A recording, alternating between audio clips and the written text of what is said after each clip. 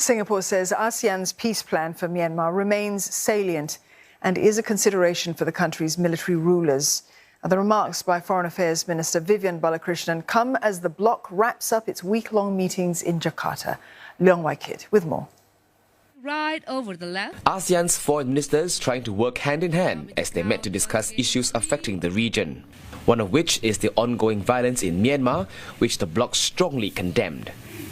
Thailand's Foreign Minister Don Pramudwinai told ASEAN he made a trip to Myanmar last week. The Myanmar army confirmed he had a 1.5-hour meeting with the deposed State Councillor Aung San Suu Kyi, who is serving a jail sentence. The Thai Foreign Minister said Ms Suu Kyi was in good health and apparently encouraged dialogue. Observers say Thailand's move, made without consulting ASEAN, split the bloc further. Some point out that the Myanmar army had snubbed ASEAN in allowing Thailand, which it might view as less hostile, to meet Ms Suu Kyi. But Singapore has a different view. It says the Myanmar army factored in the bloc's peace plan, known as the 5-point consensus, in allowing the meeting. It didn't happen in isolation, right? But what I'm saying is we encourage all channels of communication to be open. We encourage all stakeholders to be engaged. And I should add that the Indonesian chair, in fact, has, I think she told me, it's over 100 engagements, phone, Zoom, direct meetings across the whole spectrum. And, you know, we mustn't look at things in a zero-sum game. Look at this as a complete scenario. There are multiple factors, multiple actors, multiple stakeholders. A long-running dispute over the South China Sea was also a major topic. The waterway is a source of regional tensions and no stranger to maritime incidents due to overlapping claims by multiple parties, including several ASEAN members, China and Taiwan. The bloc made progress on talks on a code of conduct, which stalled during the COVID-19 pandemic. Dr. Balakrishnan said there is political will, but warned there are areas that are not so easy to resolve. Fortunately, we're not a claimant state.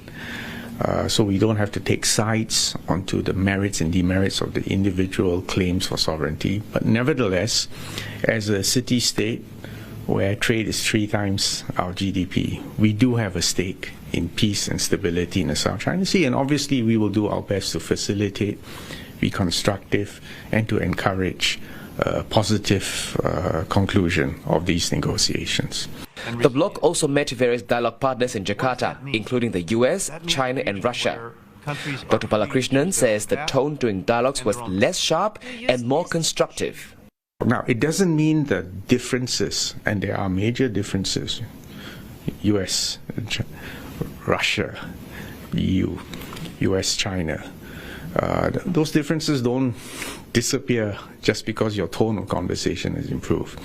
But the point is, at least people are trying to avoid unnecessary or gratuitous arguments or conflict. I take some solace from that. As Indonesia wraps up its week-long ASEAN Foreign Ministers meeting, it will prepare for the ASEAN Leaders Summit in September. Now, that's one of the last major events that Indonesia will host before handing over the chairmanship to Laos. This means time is running out for Indonesia to tackle a series of thorny issues, including the Myanmar crisis, a key issue which many say stands in the way of ASEAN's unity. Leong Wai-kit, CNA, Jakarta. Dr. Balakrishnan has lauded the speeches at this year's ASEAN Foreign Ministers meeting for being more positive and constructive. In a wrap-up post on his week in Indonesia, he said that the successful summit showed the bloc's centrality, relevance and collective power.